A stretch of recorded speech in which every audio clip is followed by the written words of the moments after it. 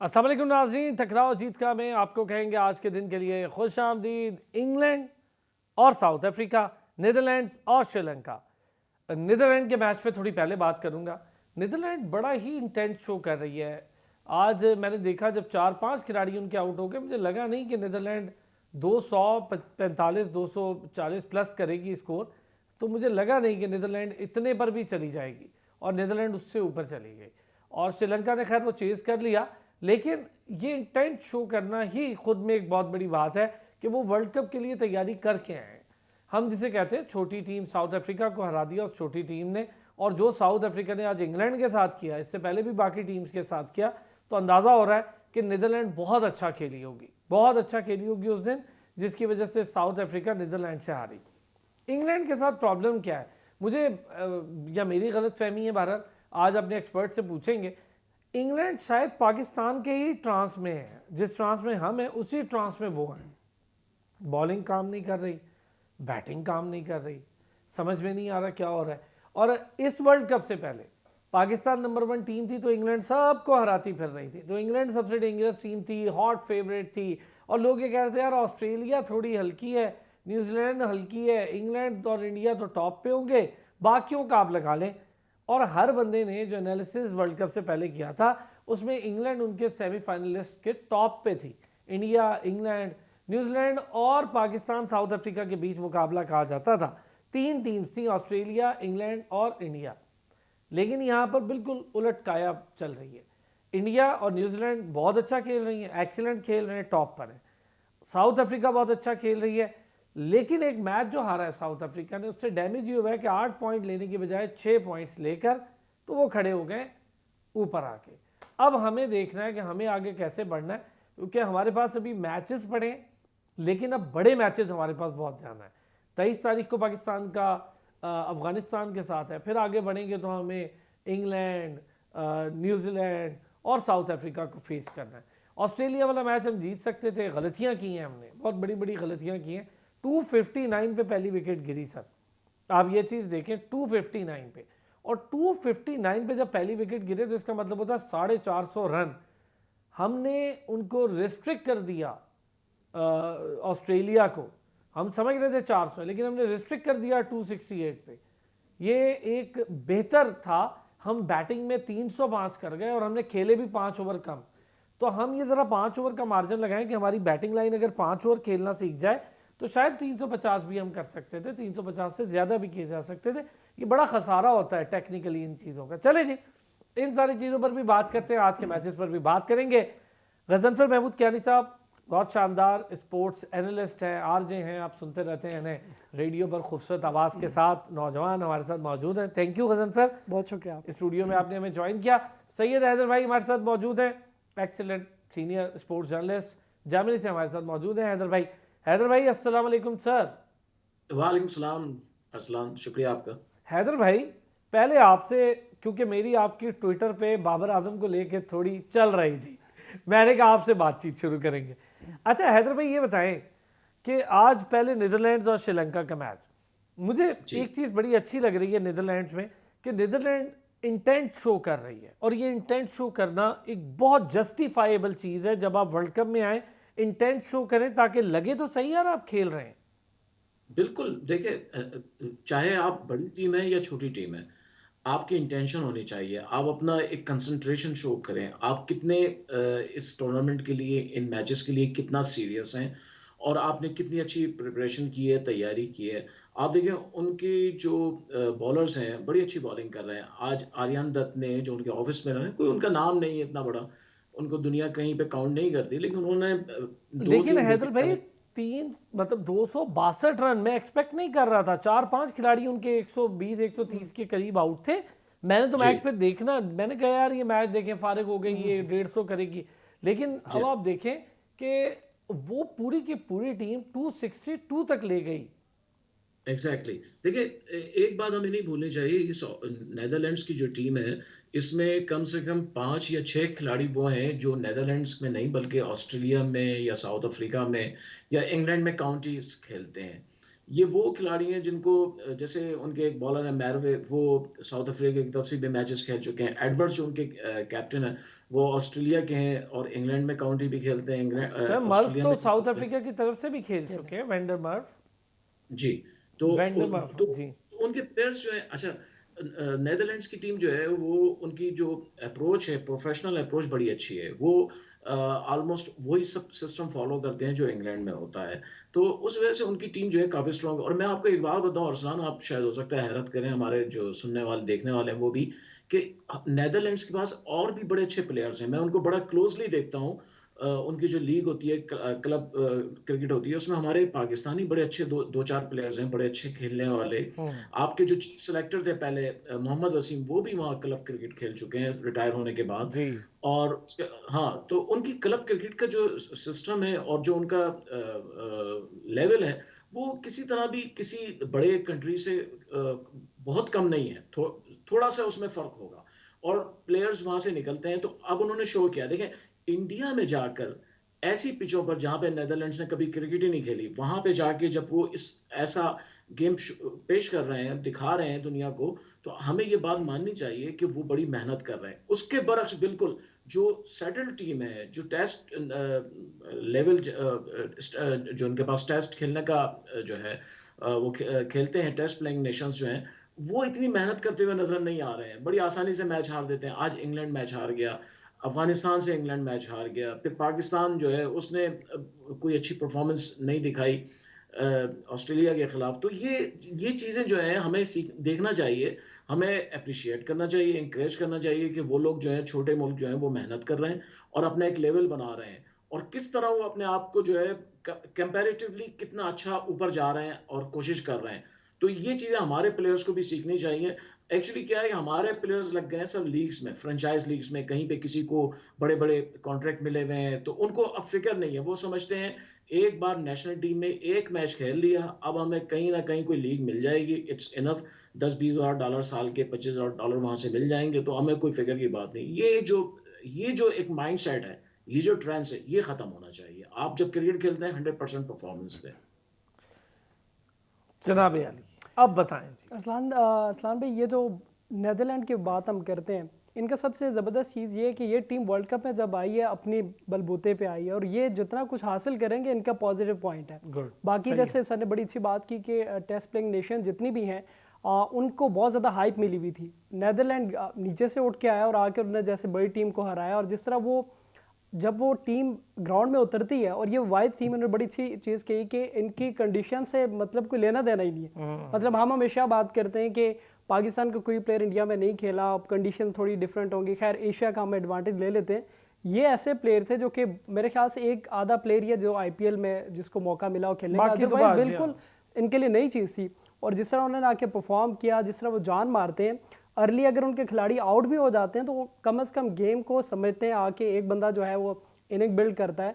जैसे कि उन्होंने पिछले मैच में जो साउथ अफ्रीका की अगेंस्ट बड़ी ज़बरदस्त उन्होंने खेली, आज भी उन्होंने बड़ा अच्छा श्रीलंका का काउंटर किया। 48 मतलब 49th ओवर तक ले जाना मैच 262 के साथ, और आप ये बहुत बड़ी बात है। कोई बात नहीं, बॉलिंग बहुत स्ट्रेंथ है इनकी जो बॉलिंग, और उसके अलावा मेंटली काफ़ी ज़्यादा स्ट्रांग है। आई थिंक इनका जो टेक्निकल डिपार्टमेंट है या जो इनके साथ स्टाफ है, मेंटली ये लोग बहुत ज़्यादा। अब ये देखो ना जनफर, अगर मैं आपसे इस पे, पूरी टीम में शुरू में आउट हो गए, पूरी टीम, एक सबसे ज़्यादा 29 था शुरू में, उसके बाद आप देखें नीचे सैब्रेंड ने और फिर वैन बीक ने, दोनों ने मिलके, एक ने 70 किया, एक ने 59। यार ये देखें ना, और कितने 7वें 6ठे नंबर के उन्होंने कर दिया, तो स्कोर वहां पे हुआ है। बिल्कुल सही, असल में बहुत ज़्यादा तैयारी करके आए हैं। और आप देखें वेस्ट इंडीज़ जो ऑलमोस्ट इस नहीं है, सबसे ज़्यादा लोग इसको मिस कर रहे हैं, उनकी जगह पे आए हैं, और जिस तरह ये परफॉर्मेंस दे रहे हैं, मेरे ख्याल से इनकी नेशन जो है बड़ा ज़्यादा इनसे खुश होगी। और आने वाले वक्त में आप देखिएगा नेदरलैंड की टीम अगर इसी तरह खेलती रही और इनको इसी तरह सपोर्ट मिलती रही, तो काफ़ी टफ टाइम देंगी बाकी टीम्स को। अच्छा जी हैदर भाई, अपनी बात हम बाद में करते हैं, पहले करते हैं जी साउथ अफ्रीका और इंग्लैंड। इंग्लैंड पर आ जाएं हैदर भाई, पिछले मैचेस, साउथ अफ्रीका पे अभी आगे डिस्कस करते हैं।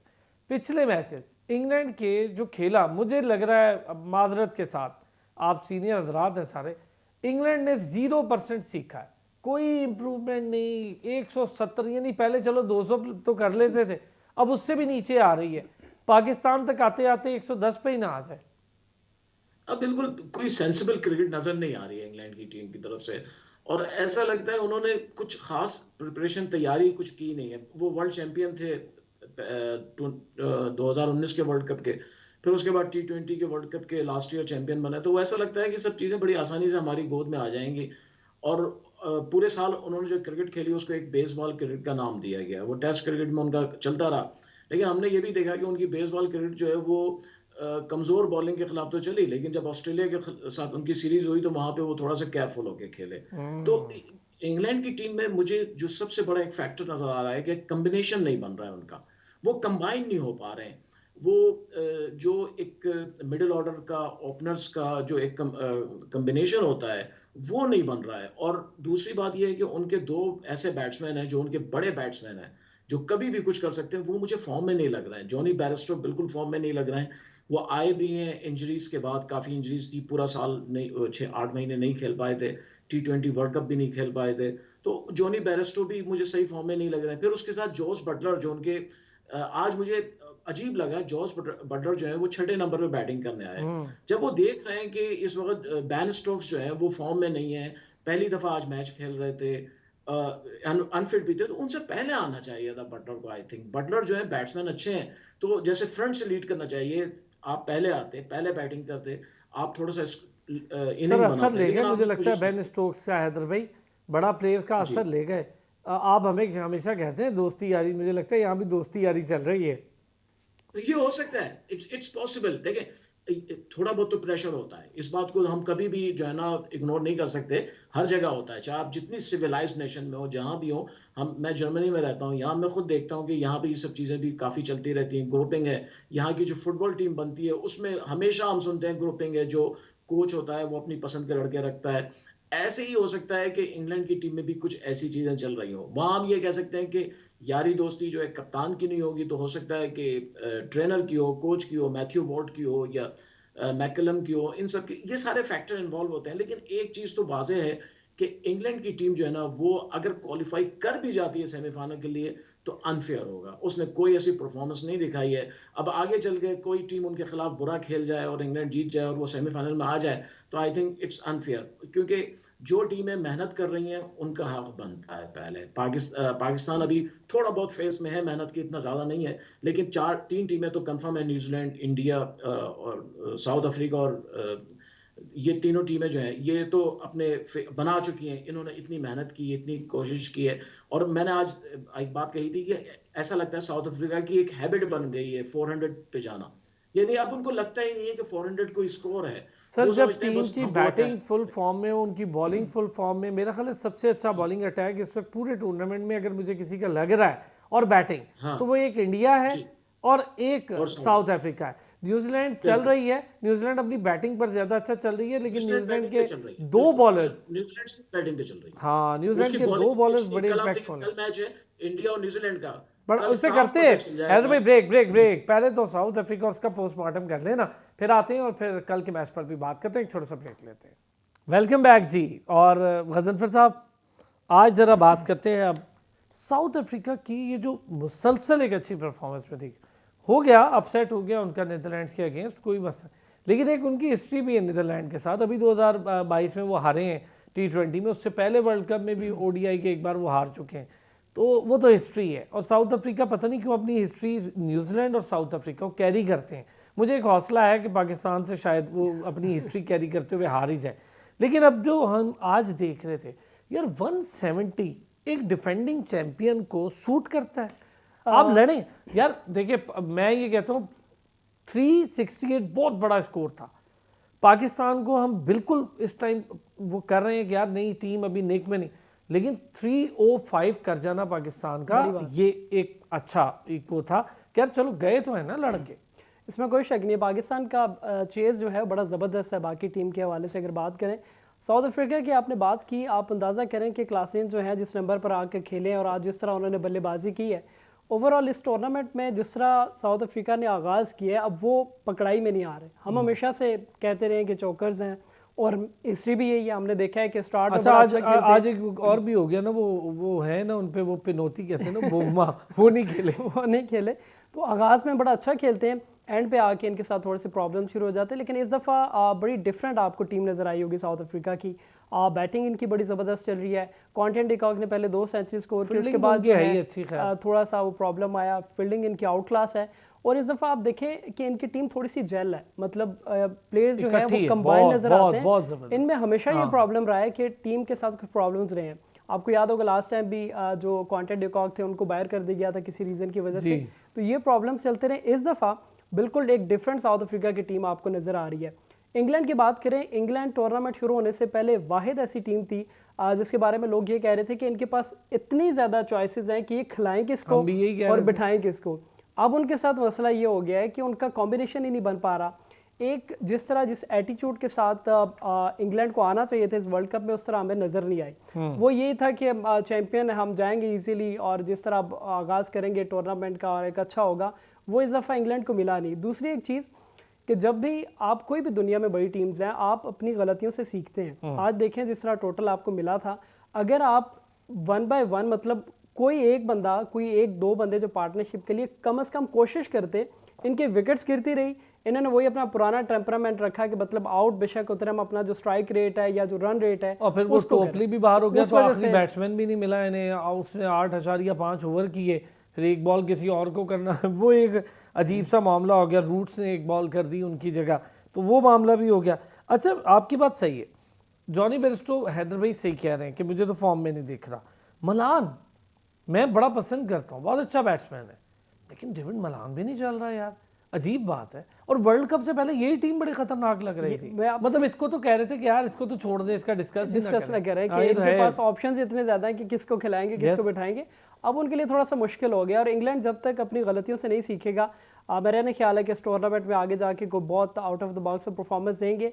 उनको अगर आगे जाना है तो एक अपनी ये तो गलतियाँ सीखनी होंगी, इनसे सीखना होगा, और अपने कॉम्बिनेशन जो है उसको थोड़ा ट्राई करना पड़ेगा। यार हैदर भाई, आज आपने मार्को जेनसन को देखा, मज़ा आ गया। मार्को से मुराद वाकई लग रहा था सबको मार्को, तो वो 75 भी किया और 2 विकेट्स भी लिए, 35 रन दिए 5 ओवरों में। मतलब ये होता है ऑलराउंडिंग परफॉर्मेंस जिसको हम कहते हैं। नवाज साहब को पता नहीं किसने ऑलराउंडर हमें कह के बेचा हुआ है यार, वो मुझे समझ में नहीं आ रही ये चीज़ें। चलो शादाब के ऊपर तो हम कह रहे हैं ना नहीं चल रहा, तो नवाज कौन सा चल रहा है यार? नहीं, नवाज मैं आपको बताऊं एज ए ऑलराउंडर तो क्रिकेट में आए ही नहीं थे। ये तो लेफ्ट आर्म स्पिनर के तौर पर आए थे और इनको पिक किया था क्वेटा ग्लेडिएटर्स ने, वहां से इनका जो है जन्म हुआ। उसके बाद ये सीधी इनकी फ्लाइट जो है वो पाकिस्तान टीम में आ गई। फिर ये चले गए साउथ अफ्रीका। साउथ अफ्रीका में काफी अरसे रहे, जब टीम से इनको निकाल दिया। वहां 1-2 साल रहने के बाद फिर ये वापस आए। उसके बाद फिर जब ये कोविड के बाद जो टीम बनी उसमें जो है ये फिर जरूरत बन गया पाकिस्तान टीम की। हालांकि नवाज में वो क्वालिटी नहीं है। देखें, पाकिस्तानी टीम को एक ऐसे ऑलराउंडर की जरूरत है, जैसे जैनसन है, जैसे अब्दुल रज़ाक थे, जैसे जैसे अजहर पांड्या महमूद। है।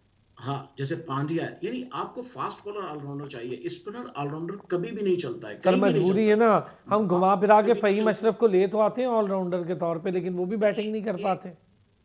एग्जैक्टली एक फ़हीम अशरफ, वो जब नहीं चलता है फिर उसको निकाल देते हैं, फिर लाते हैं, फिर आप और भी तो बनाए ना, और भी तो देखें, उनको चांस दें, उनको मौका दें, उनको उनको उनको मौका तो दें। अच्छा देखें, जब पाकिस्तान टीम ऑफ सीजन खेलती है छोटी टीमों के खिलाफ, वहां पे आप अपनी प्राइम टीम उतार देते हैं। इंडिया ने श्रीलंका के साथ लास्ट ईयर 5 या 6 मैचेस खेले वनडे के, और उन्होंने पूरी अपनी बी टीम खिलाई। उसके बाद T20 खेला, फिर बी टीम खिलाई। जिम्बाब्वे के साथ बी टीम खिलाई। हमारी सबसे बड़ी प्रॉब्लम ये है कि हमारा अगर मैच नेपाल से, तब भी वही टीम खेलेगी, बाबर आजम भी खेलेगा, रिजवान भी खेलेगा, सब खेलेंगे। और अगर हमारा मैच जो है वो जब बड़ी टीम से होता है, फिर वहां पे अगर बड़ा प्लेयर नहीं चलता है, फिर कहते हैं भाई अब क्या करें, भाई आपने प्लेयर्स बनाए नहीं ना, आपको बनाने पड़ते हैं। अब जैनसन की मैं आपको बताऊं, जैनसन जो है उसने अपनी पूरी क्रिकेट बनाई है काउंटी में जाके। यस, वो काउंटी क्रिकेट में उसने अपने आप को पॉलिश किया है। वहां से पॉलिश करके आप देखें 8वें नंबर पे बैटिंग करने आता है, 45 बॉल्स में 75 रन्स करता है। बहुत बड़ी उसके बात। बाद हाँ देखिए, ये चीज होती है, ये क्रिकेट आपको चाहिए।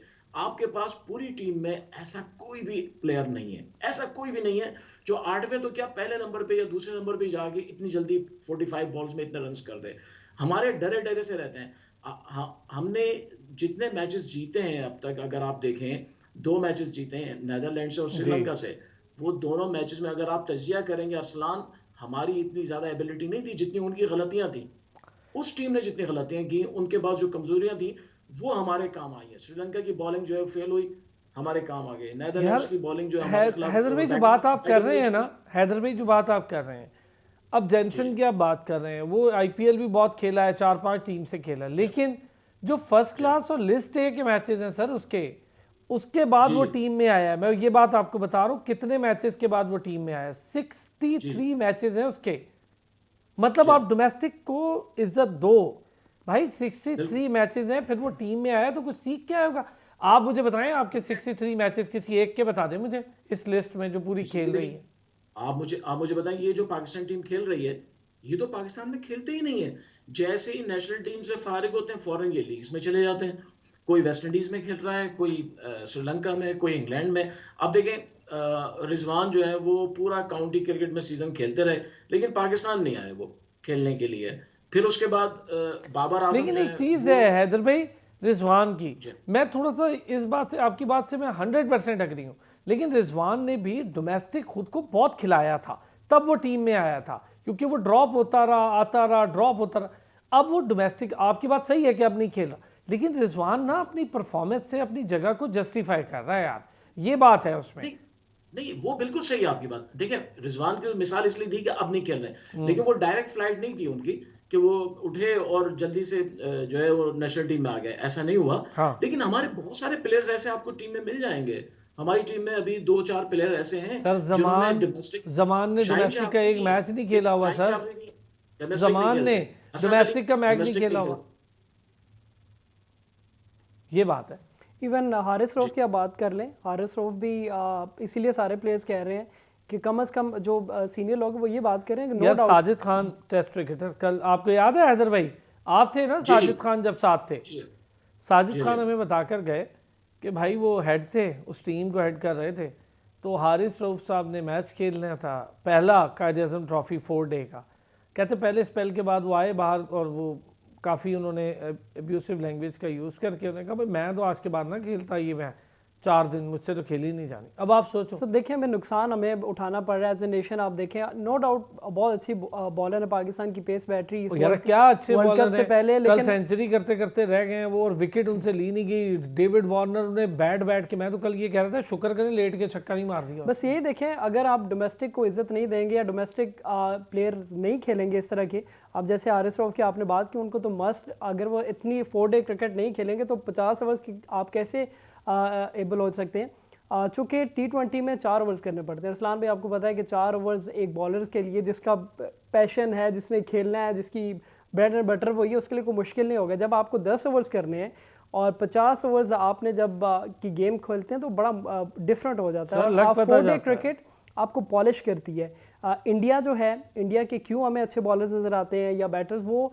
इतनी ज्यादा डोमेस्टिक क्रिकेट खेलते हैं। रणजी ट्रॉफी में वो लोग, आपको पता है बुमराह पहला मैच जब खेला 60 मैचेस थे उसके फर्स्ट, बिल्कुल सही बात, कोई शक नहीं। तो इसी वजह से बाकी दुनिया में भी इसी तरह होता है कि उनके डोमेस्टिक खेलते हैं, काउंटी क्रिकेट खेलने के बाद पॉलिश होके आते हैं। हमारा एक पीएसएल में कोई परफॉर्म कर देता है, हम शो डाल देते हैं कि भाईजान टीम में आए। एज ए नेशन भी हमारे साथ आ रहे हैं ना, पीएसएल से तो टीम में आ रहे हैं सर, पीएसएल से आप T20 के लड़कों को टीम में लाते हैं और फिर आप कहते हो जैसे कि धानी को नहीं ले आए थे हम, धानी को लेके, और इतनी हाइप हम देते हैं, फिर जब उन प्लेयर्स को सिलेक्ट नहीं किया जाता फिर वो फिर आप सोशल मीडिया पर शोर भी करते हैं। अच्छा ये नहीं है हैदर भाई कि हमारे पास ऑप्शन नहीं थे, हमने ऑप्शन कभी ट्राई नहीं किए। मैं बार बार एक जिक्र भी कर रहा हूँ, अरशद बहुत अच्छा ऑप्शन था, अरशद को थोड़ा साथ रखते हैं। अरशद बहुत फाइन क्रिकेटर है और क्या बॉलिंग कर रहा है, डोमेस्टिक में भी पेस भी है, हाइट भी है, सारा कुछ है उसकी। फिर उसके बाद आप अगर एक्सपीरियंस को साथ दे जाना चाहते तो हमारे पास अब्बास था, मोहम्मद अब्बास। अभी उसने पूरी काउंटी में पछाड़ के रख दिया सबको।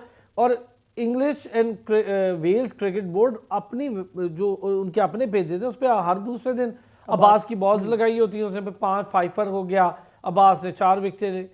हमने नहीं सोचना हैदर भाई, ये जो चीज़ें हैं ना ये अब बड़ी ज़्यादा इसलिए हमें खल रही हैं क्योंकि ये सब कुछ हुआ है। उसके रिजल्ट्स हमें बहुत परेशान कौन हो रहे हैं। बिल्कुल बिल्कुल सही बात है। बिल्कुल देखिए, एक माइंडसेट बन गया है कि जो पीएसएल में या किसी और टी20 लीग में अच्छी विकेटें रन्स कर रहा होगा, वही नेशनल टीम में आएगा। अच्छा, एक बात मैं आपको और बता दूं, इस वक्त नेशनल टीम में सिलेक्शन में कुछ हमारी फ्रेंचाइजेज हैं, वो बड़ी मुदाखलत कर रही हैं।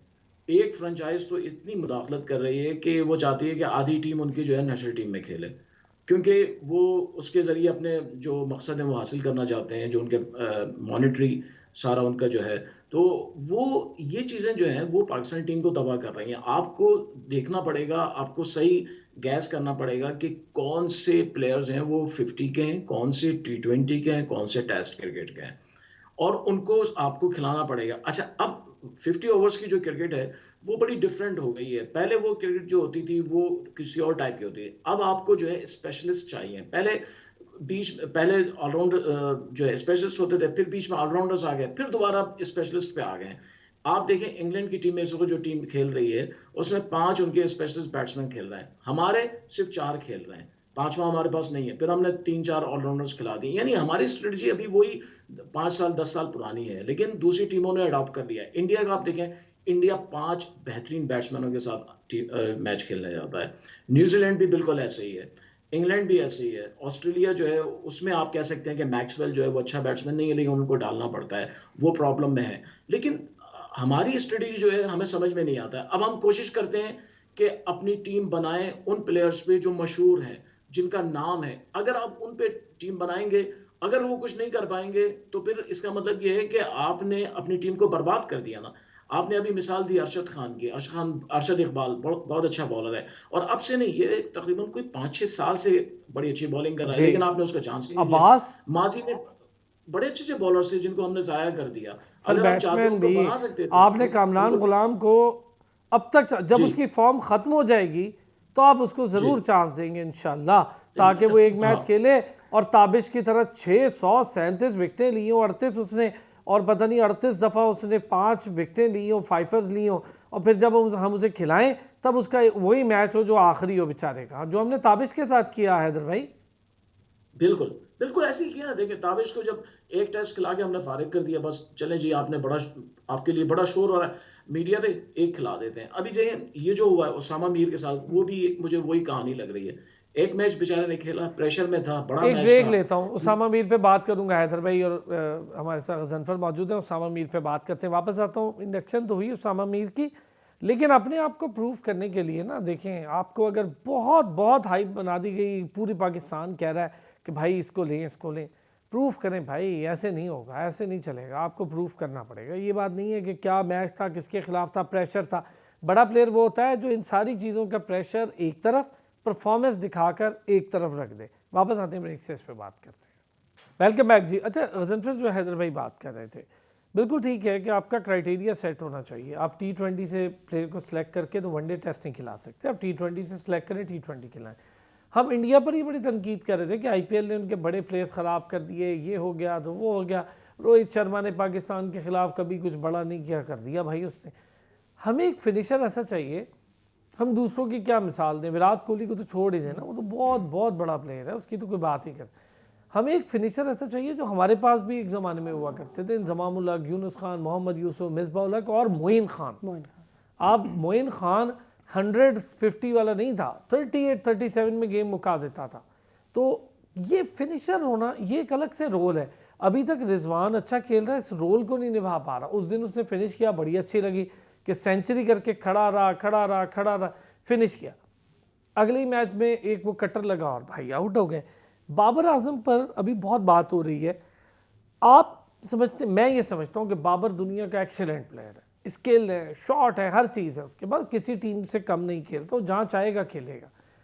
कैप्टेंसी प्रेशर उसको फंसा रहा है, दूसरा फिनिशिंग उसको करना आनी चाहिए। इसमें कोई शक नहीं है, कैप्टेंसी के हवाले से बड़े अरसे से वो कैप्टन है, लेकिन कुछ बेहतरी नहीं आ रही। कुछ ऐसे डिसीजंस हैं जो कि बड़े नॉर्मल लोग अगर यहाँ बैठ के बात कर लेते हैं, वहाँ पे वो चीज़ें समझ नहीं आती। सेकंड जो ये चीज़ है बाबर आजम के हवाले से कि जब आपकी फॉर्म थोड़ी सी बैड पैच आता है, जैसे कि पिछले कुछ अरसे में बाबर आजम छोटी टीम्स के खिलाफ खेलते रहे, बड़ी टीम्स के खिलाफ जब भी वो आते हैं तो उस तरह खेल नहीं पाते, तो वहाँ पे आपको बड़ा प्रॉब्लम फेस करना पड़ता है। सेकेंडली जब टीम हार रही हो, एशिया कप से पहले पाकिस्तान टीम बहुत हाई रैंक की जा रही थी कि ये एशिया कप भी जीतेंगे और हम वर्ल्ड कप में ऐसे जाएंगे कि बहुत टॉप की कर टीम देंगे, होगी। तो वो कर देंगे। लेकिन एशिया दुनिया के कप में नंबर जैसे 1 हम टीम हारे, थे। जिस तरह हारे, फिर उसके बाद हम बिल्कुल संभल नहीं पाए। सेकेंडली जो सिलेक्शन है इस पे हमें सोचना पड़ेगा। बेंच स्ट्रेंथ हमारी बहुत स्ट्रांग होनी चाहिए, बैकअप के तौर पर प्लेयर्स हमारे पास होने चाहिए। हम हमेशा, अब देखिए इस वर्ल्ड कप में हम कितने अरसे से तैयारी कर रहे हैं कि वर्ल्ड कप में जाना है, वर्ल्ड कप में जाना है। एक नसीम शाह इंजर्ड हुए हैं, हम बिल्कुल बैठ गए कि मतलब Expose नसीम हो शाह गए, नहीं है, expose हो हमारी गए। बॉलिंग बिल्कुल एक्सपोज हो गई है। तो सिलेक्शन का जो क्राइटेरिया है ये पाकिस्तान टीम को देखना पड़ेगा कि पीएसएल में जो खिलाड़ी परफॉर्म करता है आउट ऑफ द बॉक्स आप सर लाके एक उसको बात टीम में बताए खिलाएं। ना, वो भी तो नहीं है ना टीम में। हमने मुस्तकिल कुछ यही 11 खिलाड़ी हैं जो खेल रहे हैं, इक्का दुक्का मैच चेंज होता है। हमने कभी कोई दूसरी टीम, टेस्ट एक शादाब ले गया टीम अफगानिस्तान के अगेंस्ट, उस पर कई पता नहीं कौन लोग थे जो तनकीद शुरू हो गए। हम तो सारे कहते ठीक किया यार, नई टीम ले गए, लड़कों को टेस्ट कराओ, खिलाओ साइम अयूब वगैरह को, खिलाओ हारिस को, पता चल जाएगा। काफ़ी लोग एक्सपोज हुए। हारिस को हमने अभी भी साथ रखा है, लेकिन हारिस वनडे का प्लेयर नहीं है। देखिए एक उन्होंने टेम्परामेंट सेट कर दिया 4 ओवर्स का। इतनी ज़्यादा T20 क्रिकेट पाकिस्तान से जैसे फ्री होते हैं, काउंटी क्रिकेट बाहर चले गए, कोई लीग खेल रही, इसलिए इस दफ़ा पीसीबी ने खैर 2 लीग्स की इजाज़त दी है, लेकिन आपकी नेशनल ड्यूटी से कबल मेरे ख्याल से पहले 2-3 महीने आप प्रॉपर प्लेयर्स पे बैन करें कि आप सिर्फ इस पे फोकस करें। अगर हम नसीम शाह को एलपीएल या लंका प्रीमियर लीग ना खेलने जाने देते तो शायद वो हमारे साथ टीम में मौजूद होते। यार साउथ अफ्रीका, कनाडा, पता नहीं कौन कौन सी लीग जो कोई अब नहीं याद होगा खेलता। रिजवान एक दिन में कोई 1500 किलोमीटर का सफ़र तय करके जाके एक लीग इन्होंने खेली थी। तो पाकिस्तान टीम को क्राइटेरिया, और सेकंड चीज़ जो है इसकी रिस्पॉन्सिबिलिटी जो है चेयरमैन और जो चीफ सेलेक्टर है, आप जब अपने ओहदे से जाएं, आप बेंच स्ट्रेंथ क्या दे के जा रहे हैं, ये बड़ी इंपॉर्टेंट है। दुनिया में हर टीम इस तरह होती है, जब वो कोई सेलेक्टर जाता है तो बेंच स्ट्रेंथ पे इतने लोग मौजूद होते हैं कि अगर एक नहीं है तो वो दूसरा इजीली उसे कवर करता है। तो ये चीज़ देखनी पड़ती है। हैदर भाई, फिनिशर होना और बड़ा प्लेयर होना, ये दोनों को एक साथ चलाना पड़ता है, क्या कहते हैं? बिल्कुल सही बात है। फिनिशर और ये दोनों चीजें साथ साथ चलती हैं। और मैं समझता हूँ कि पीसीबी को कुछ ऐसा प्लान बनाना चाहिए कि प्लेयर्स जो हैं वो पाकिस्तान टीम जब नेशनल टीम नहीं खेल रही है तो कहीं और जाके खेलने की उनको जरूरत ना पड़े। आपको डोमेस्टिक सर्किट जो है उसको स्ट्रॉन्ग करना पड़ेगा। अब आप देखें, जनवरी में 2023 में आखिरी डोमेस्टिक टूर्नामेंट खत्म हुआ है, कायद आज़म ट्रॉफी आई थिंक, और उसके बाद फिर सितंबर में आपकी कायद आज़म ट्रॉफी शुरू हुई है। 8 महीने या 9 महीने आपने कोई डोमेस्टिक टूर्नामेंट नहीं हुए खेला है। नहीं, हुआ ही नहीं, कुछ भी नहीं ये हुआ। पुराना हमारा एक पाकिस्तान का एक मिजाज था कि कॉन्ट्रैक्ट जी फंस गए थे ना सर, Contract- कॉन्ट्रैक्ट फंस गए थे जुलाई, ना। जी जून जुलाई में जो है गर्मी बहुत पड़ती है इसलिए क्रिकेट नहीं होती। लेकिन अब आपके पास मुल्क के दूसरे ऐसे हिस्से हैं जहां पे गर्मी कम पड़ती है, कोयटा है, एबटाबाद है, ऐसे इलाके हैं, पेशावर है, तो आप वहां पे डोमेस्टिक कराएं। जब अच्छा मौसम है तो आप दूसरे शहरों में, मुल्तान वगैरह में कराएं। लेकिन आप पूरा अपना एक डोमेस्टिक सर्किट बनाएं जो पूरा साल चलता रहे।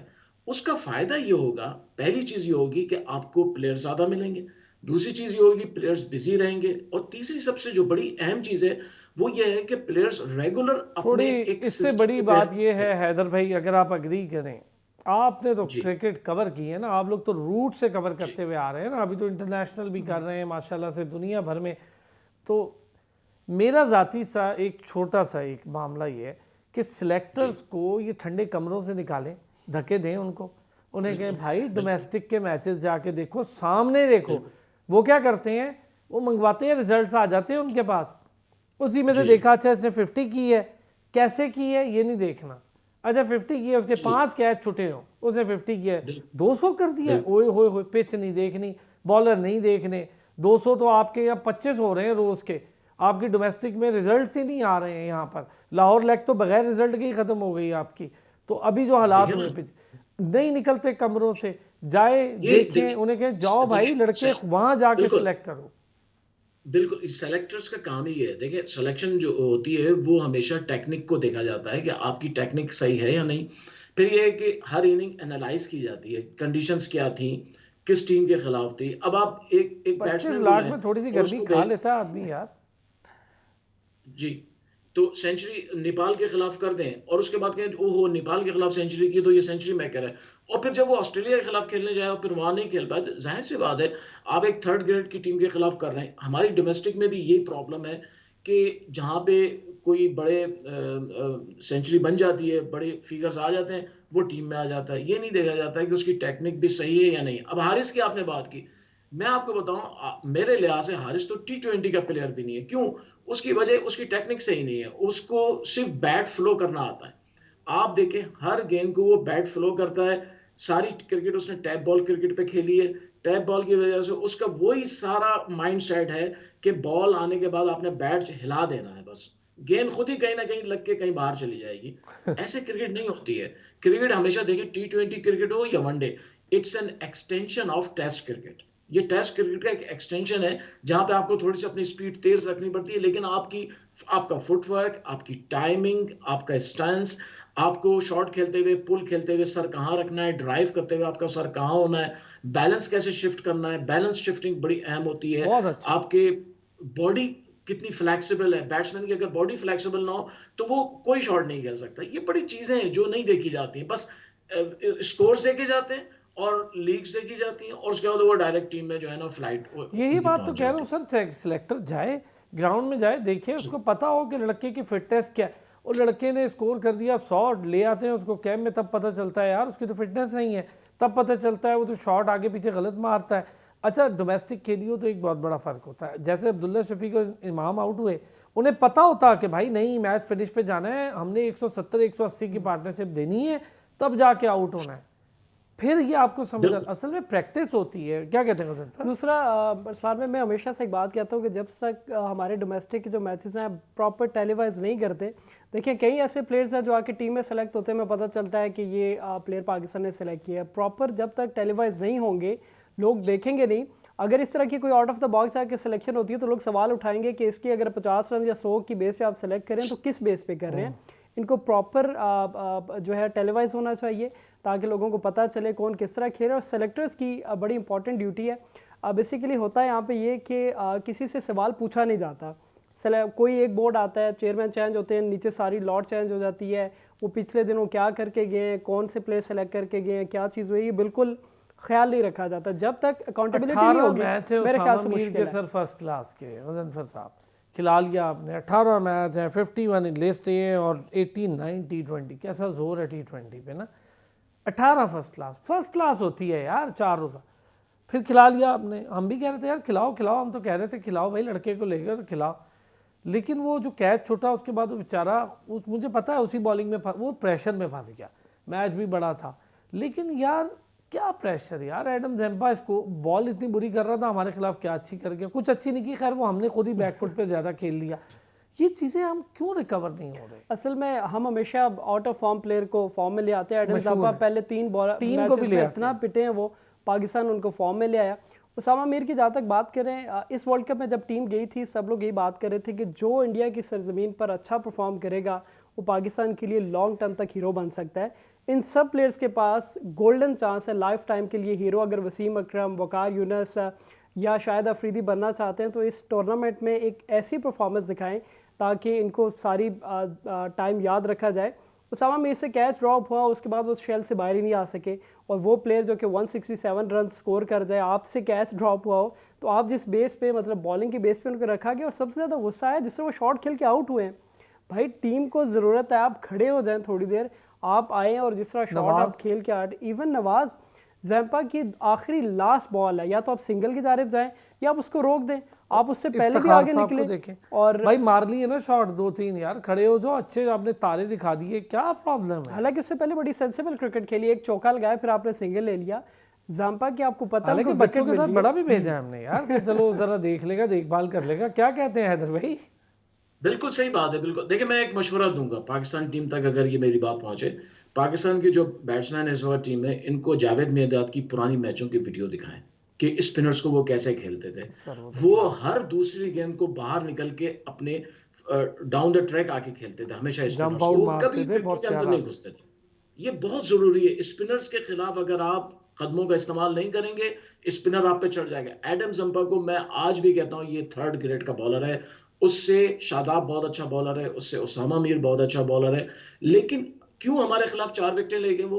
क्योंकि हम उससे डर गए, हम विकेटों में घुस रहे थे। इफ्तिखार की आपने अभी बात की, इफ्तिखार का शॉट आप 10,000 मरतबा देखें, उसने क्या गलती की? उसने गलती ये की कि वो ड्राइव कर रहा था लेकिन वो उसका जो बैलेंस था वो अपने बैक फुट पे था। वाह आपको ड्राइव करते हुए अपना बैलेंस फ्रंट फुट पे रखना पड़ता है। यार, बहुत उसका अच्छे। रिजल्ट ये निकला, गेंद पैर पे लग गई। बहुत शुक्रिया सैयद हैदर भाई, आपका भी। गजनफर Thank you, बहुत आपका बहुत बहुत शुक्रिया, आप आए, और नाज़रीन आपका भी शुक्रिया। मैच जीत गया है साउथ अफ्रीका और सुबह का मैच जीता है श्रीलंका। अब कल का मैच है बहुत बड़ा, कल आते हैं, फिर होती है आपसे सुबह 12:30 बजे मुलाकात। अपना ख्याल रखिएगा।